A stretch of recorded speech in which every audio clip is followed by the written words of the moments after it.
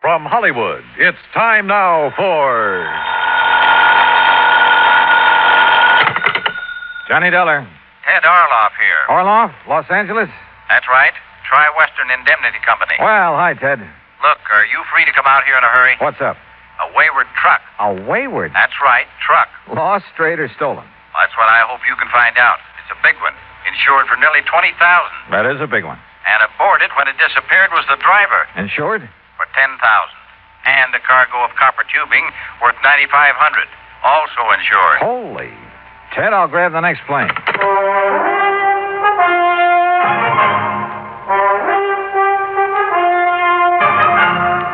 Bob Bailey in the exciting adventures of the man with the action-packed expense account. America's fabulous freelance insurance investigator. Yours truly, Johnny Dollar.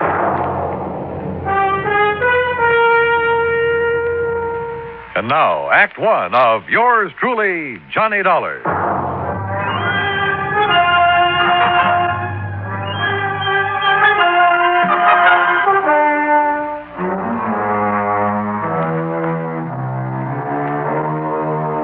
Expense account submitted by Special Investigator Johnny Dollar to the Tri-Western Indemnity Company, Los Angeles office. The following is an account of expenses incurred during my investigation of the Wayward truck matter.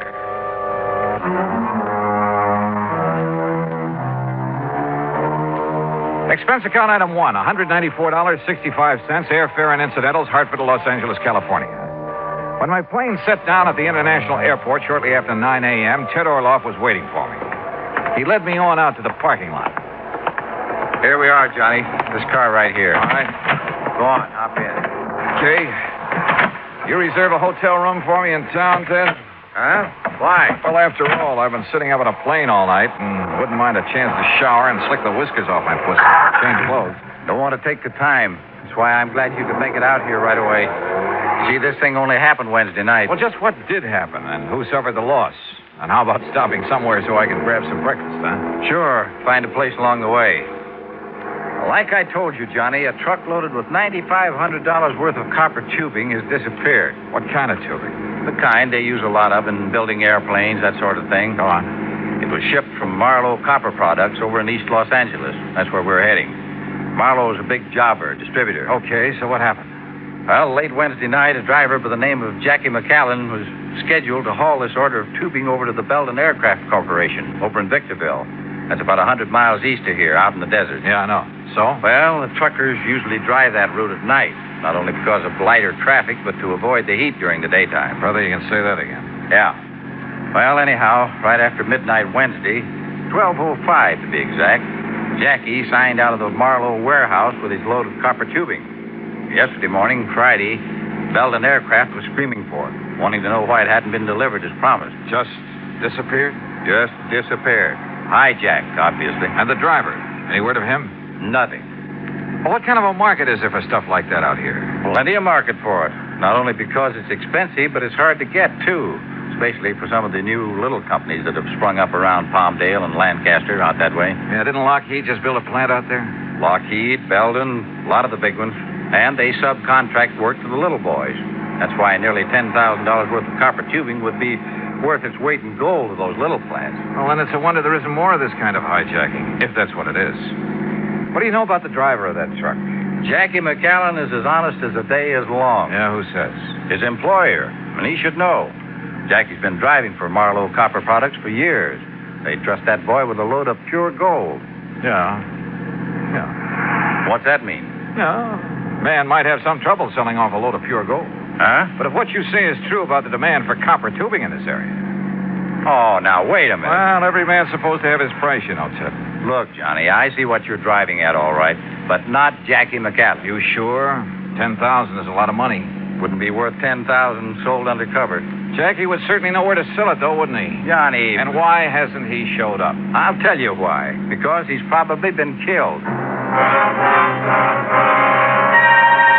Item 2, $1.75, breakfast for me and a cup of coffee for Ted Orloff on the way into Marlowe Copper Products in East Los Angeles. I was amazed at the way this industrial area has grown in the past few years. The Marlowe operation turned out to consist of a small office and a couple of warehouses. Marlowe himself was a tall, lean man of about 50, very much on the ball. Yes, sir, Mr. Dollar. It's as simple as that. Now, Willie here is the night watchman. How do, sir? Hi, Willie. According to Willie's clock and the shipping order and the manifest, Jackie McCallion signed his load out at exactly 12:05. And that's the last we've seen of either of them. He took off alone with a load worth $10,000? $9,500, yes. Well, isn't that taking quite a chance? Well, he's done it many times. Mr. Marlowe, how much does this Jackie earn a week? Well, that would depend. Anywhere from 100 and... Oh, now, wait a minute. If you're thinking what I think you are, you're wrong, Dollar. You're dead wrong. Just as I said, Johnny. Sure, why, I'd trust Jackie with my own life. And believe me, whoever's done him in, well, he's going to have to deal with me. I'll see him hang. Well, what makes you so sure he's been done in? Well, it's the only thing that could have happened to make him give up a shipment of goods. A hijacker'd have to kill him. And whoever did this to Jackie... Tell me, do you think there's any possibility of his having been approached beforehand by hijackers? Perhaps threatened into turning the shipment over to them? No, not a chance. He would have told me of anything like that immediately. If he had time, maybe. Who's working on the case now, Mr. Marlowe? The L.A. Police Department and the Sheriff's Department of every county in Southern California. Are all your trucks like those two I see out the window there? Jackie's was. We got 4 of those big singles. Did have. Now it's 3. And 3 big tractor-trailer rigs. Mm-hmm. A truck like one of those is a pretty big hunk of stuff to just disappear. Willie. Yes, sir. Were you on duty Wednesday? Yes, sir, I was. Did you notice anything unusual about Jackie that night? Why, no, sir. Not that I noticed. He came to pick up his truck alone, huh? I didn't see nobody else with him. Well, did he look worried, anything like that? Well, not that I could see, no, sir. And he didn't say anything that might have indicated things weren't as they should be? Not that I heard, no, sir. Just exactly what did he do? What the driver always does, come in, signed up the manifest, putting down the time, and then drove off with his truck like always. Nothing unusual at all. Not that I saw, no, sir. Mr. Marlowe, where did Jackie live? Somewhere over on West 3rd Street. He lived alone. Naturally, the police looked for him there first thing. May I have that address, please? I'll have my secretary get it for you. You all through with me, boss? Yes, Willie. If you're going to work tonight, you better get some sleep. Go ahead. Yes, sir, thank you. And believe me, nothing's going to happen to anything this time. If I were you, Mr. Marlowe, I think I'd have more than that for a night watchman in a place like this. Just what were you thinking of, Mr. Dollar? Jackie's address, I mean. Look, if the police and sheriff's offices haven't been able to turn up anything, well, in spite of what you said, there's always the possibility of collusion in a case like this.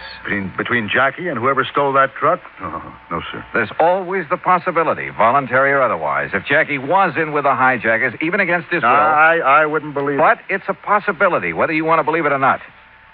For one thing, how would the hijackers know when and how the shipment was to be made? From any one of a number of sources. The man who supervised the loading here, for instance. Oh. Red Kingsley, or almost anybody in the place, or just as easily anyone over at Belton Aviation in Victorville. Belden would know exact time of departure from this warehouse? Well, no. Close timing in a hijack operation is usually pretty important. But they knew the stuff was due at their plant early Friday morning. They've been hollering for it ever since. I'll lay my money on the tip-off coming from this end.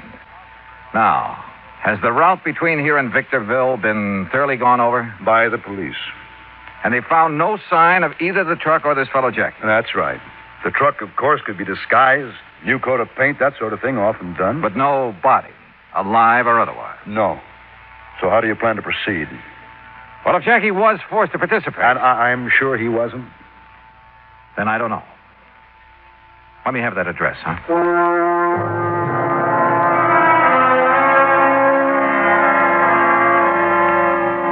Frankly, I didn't have the least idea what I was looking for. But I couldn't just stand around, so I borrowed a company car with a name and a number plastered all over the side and drove to the West 3rd Street address, hoping I'd have no trouble persuading the manager to let me in. Manager? Not in that old ramshackle frame house. The front door was wide open, and the mailbox had the number 4 opposite Jackie's name. That meant upstairs. As I reached the second floor, I could see that the door of number 4 was slightly ajar, and I could hear somebody moving about inside, opening closets and drawers. Quietly, I slipped close to the door. Inside, his back toward me, was a big, broad-shouldered brute, hastily emptying one of the bureau drawers. He was dressed in dirty work pants and wore a heavy, tattered blue sweater. Hey, what? Who? Maybe you better let me ask the questions, huh? Oh, yeah? Now, look, What are buddy. you doing here? What are you putting into those handbags? None of your business. Now, you get out of here. Not until I find out what you're up to. I said get out, didn't you hear me? Oh, take it easy. Oh, yeah? You want to play that way, huh? That's right. Brother, that was a big mistake. Oh, you asked for it. Oh, no, you don't. All right. Now, start talking. What were you doing here in Jackie's room? What was I doing here? Hey, look. Who do you think you are? The law or something barging in here like this? That's right. Who are you? I said, who are you? I'm Dick McCallion. What? That's right. Jackie McCallion.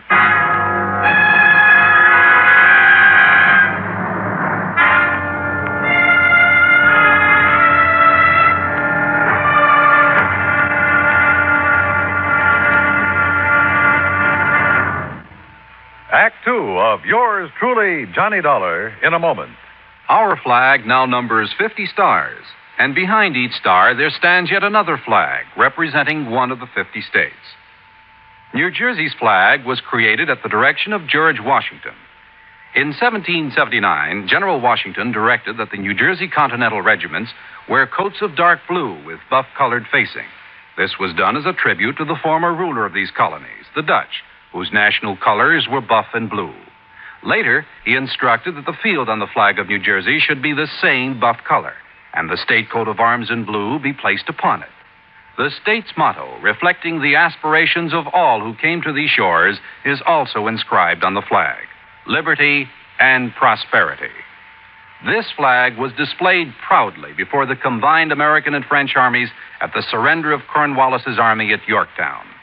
New Jersey's state flag, the flag of the third state to enter the Union, was adopted on March 26, 1896. Now, Act two of yours truly, Johnny Dollar, and the Wayward Truck Matter.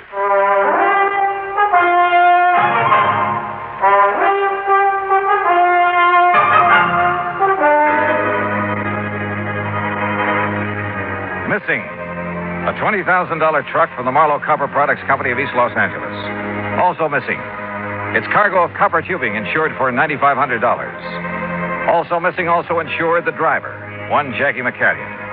And when I found a big, ugly-looking character going through Jackie's furnished room, I jumped him. And who does it turn out to be? That's right, Jackie McCallion. Boy, I'll say this, buddy. You're sure handy with your dukes for a skinny guy. Hey, who are you, anyway? Johnny Dollar, insurance investigator. And look, I'm sorry I must jump, Jackie. Insurance what? Well, I came here to find out what happened to you and that truckload of copper tubing that never got to Belden Aviation over in Victorville. What are you talking about? Of course it didn't. Of course not. Well, why? Because the shipment was called off, that's why. What? Well, sure. It was supposed to go out Wednesday night, right after midnight. And it did. At least it left the warehouse. Oh, that's where you're wrong. Because me and Betsy, we was going to take it. Betsy? Yeah, Betsy. You know, my truck. Only the order got canceled out. Who says so? The office. Who at the office? Well, how shall I know? All I know is I was here in my room getting ready to go over and pick up Betsy and the tubing. And the phone rung, and a girl from the office says the shipment is canceled out. What girl? Do you know? I don't know. Some girl says she was in the office is all. You know, one of the girls, like they always giving out the orders, you know. And she told me the boss says on account of there ain't no more trips for me this week, I can start my vacation right away instead of next week. But you don't know which girl in the office told you that. I told you, I don't know. I told Mr. Marlowe thanks, that's all. Why? Didn't she tell him? Where have you been since Wednesday night? Oh, down in San Diego, staying at my sister's and doing some yellowtail fishing while I was there. You know, out around San Clemente Island. Boy, they pulling in the big ones. Yeah, I'm sure they are. There was one guy on our party boat that... Hey, wait a minute. What do you mean the shipment went out? Just that. On schedule. A little after midnight But on that girl Wednesday. told me... And it hasn't been heard of since. You mean it went out in my truck? In Betsy? Who took it? According to everything we know, you. Oh, no, sir. By midnight Wednesday, I was halfway to San Diego in my car. Look, you ask my sister down there. I got there before 1 a.m. Call her up and ask her. Go ahead, call her. You're sure of that? Oh, sure, I'm sure. And if some dirty guy took my Betsy out, I'll kill him. Don't nobody ride Betsy but me. Well, what were you doing when I came in here? Packing those bags in such a hurry. What for?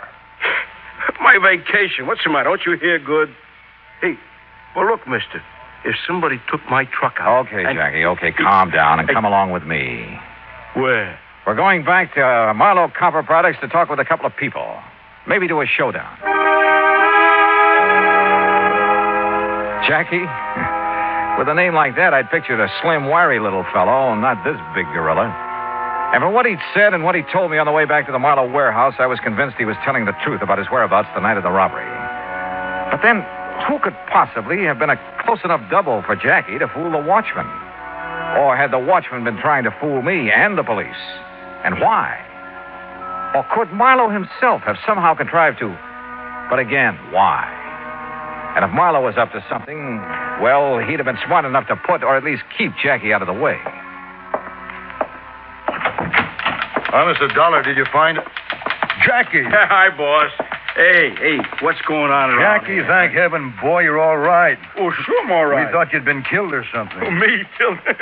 Where'd you find him, Dollar? Where's the truck? Hey, boss, that's what I've been trying to find out. Only all this guy here does is ask me questions. Well, the important thing is you're all right. I didn't tell you this before, Dollar, but Jackie's as much a part of this business as I am. Ah, come on, You started out with me in the beginning when I didn't have a penny to my name. Worked 7 days a week, night and day, helping me build up this business.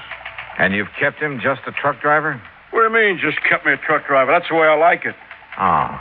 Yeah, even the big retirement he made for me. I don't want that. I just want to keep on driving the truck, just like I am, and maybe go fishing now and then.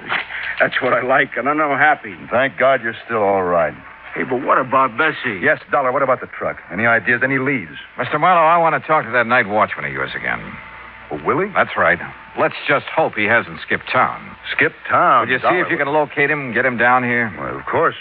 You think he was involved in the hijack operation? Well, let's get him in here, if we can, and we'll see.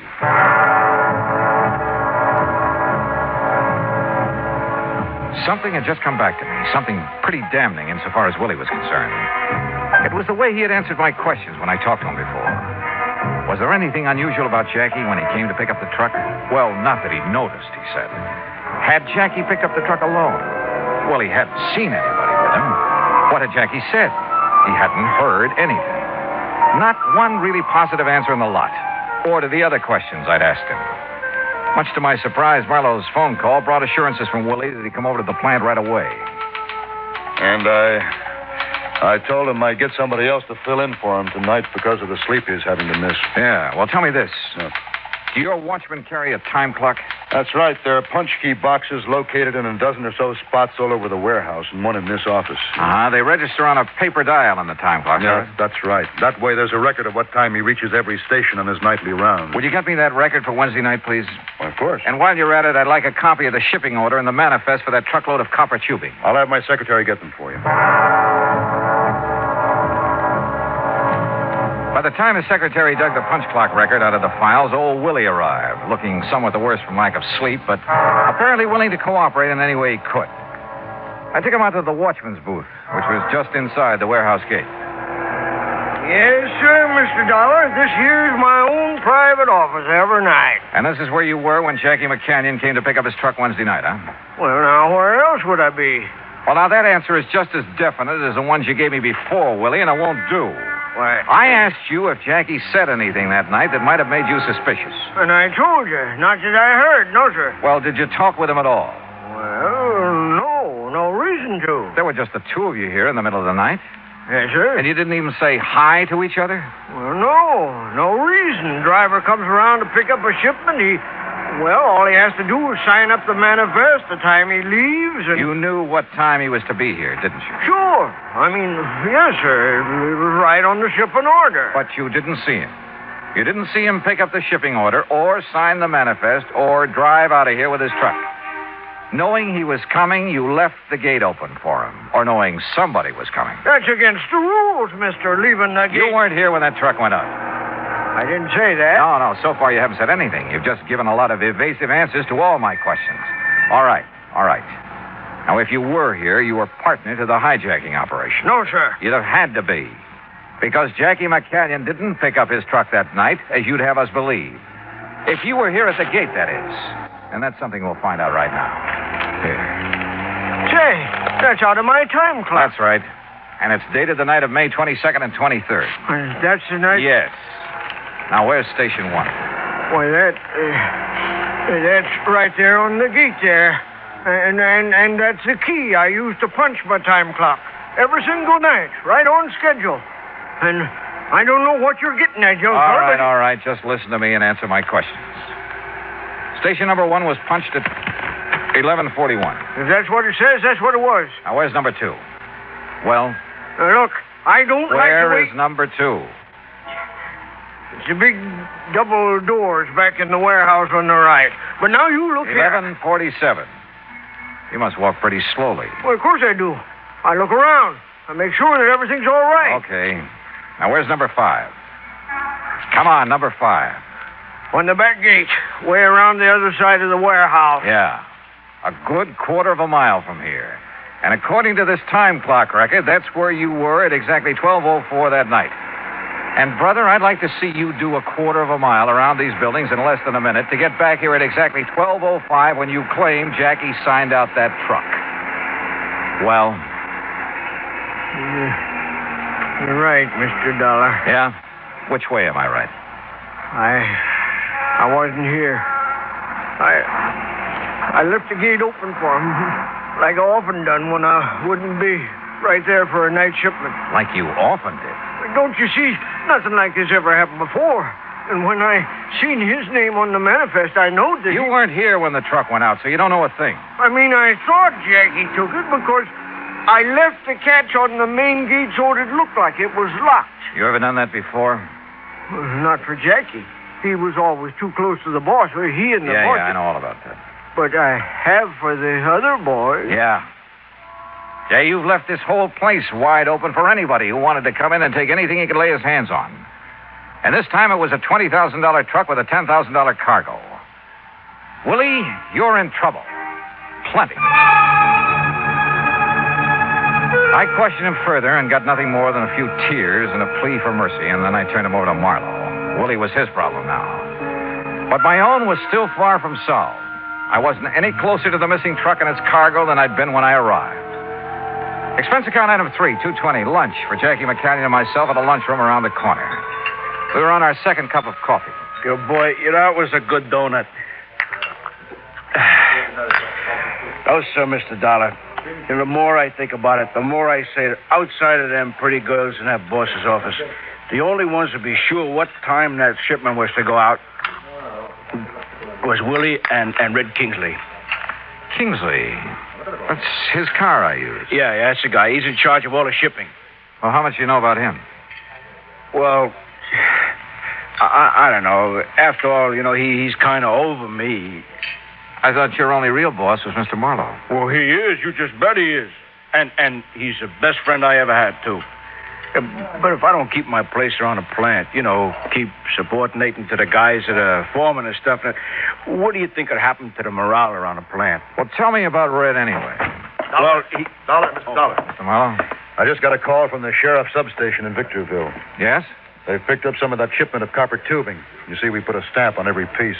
Then whoever hijacked it is already getting rid of it. Yes, but so far nobody's admitting where they got it. It's at Air Metals Company and Stress Products Incorporated, both near Victorville. You want to check on it? Use Kingsley's car again. Right. Hey, you want me to show you the route? Okay, Mr. Marlowe? Sure, Jackie, go to it.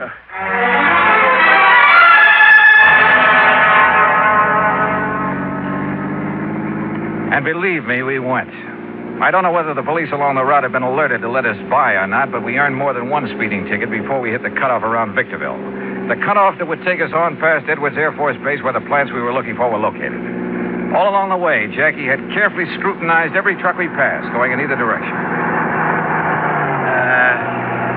No. Same make and model, but she ain't Betsy. Oh, Jackie, don't you realize that truck of yours is no doubt thoroughly disguised by now? You think a father couldn't tell his own little baby no matter how disguised it was? Maybe, but a truck. Here, now, look at that one up ahead. See the one we're pulling up on? Also, same make and model, only this one is painted green. Want me to slow up as we pass it? No, she ain't Betsy. Even from here, I could tell.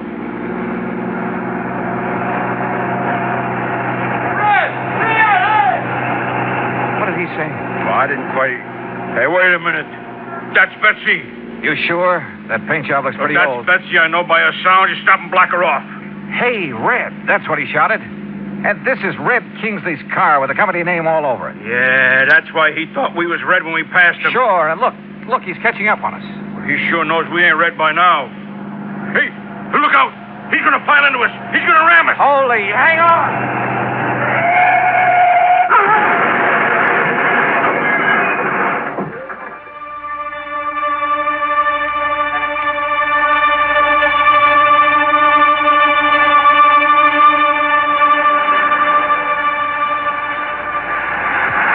Come on. Get with it. Come on.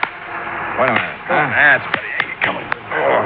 Now, look, I hate to keep slapping you on the push this way, but come on. Oh, it's okay. It's okay. All right. I'm okay. Hey, your pal's up the road with that other truck. That's the sheriff's car. Up there where a couple of 1,000 miles of copper pipe spread all over the countryside. Oh, yeah. I edged him off the highway and he flipped over. Well, why did you do that? Why? Well, to hear those cops talk, you'd think I was a hero or something. Guys in the green truck rammed you off the road, didn't they? That's right. Well, when the cops seen that happen, they tried to force the truck off. Mister, that takes something like Clarabelle here. Clarabelle? Yeah. That's what I call this tractor-trailer rig of mine. It's not the first time I've given the police a hand.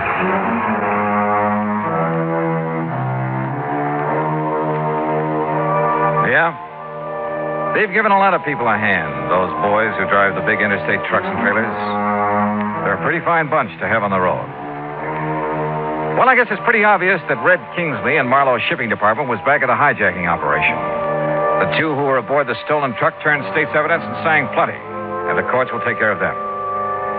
Expense account total, including air transportation and incidentals back to Hartford, $50105. Yours truly, Johnny Dollar.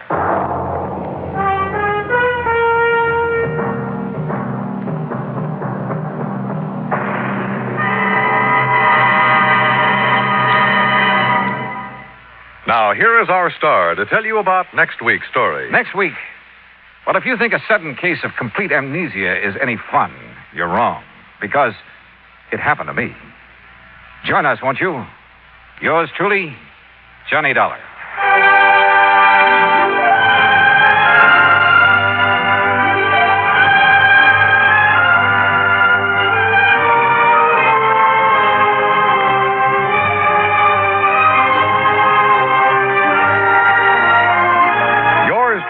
Johnny Dollar, starring Bob Bailey, originates in Hollywood. It is produced and directed by Jack Johnstone, who also wrote tonight's story. Heard in our cast were Forrest Lewis, John Daner, Junius Matthews, Stacey Harris, and Jack Crucian. Musical supervision is by Amerigo Marino. Be sure to join us next week, same time and station, for another exciting story of yours truly, Johnny Dollar. This is Dan Cubberly speaking.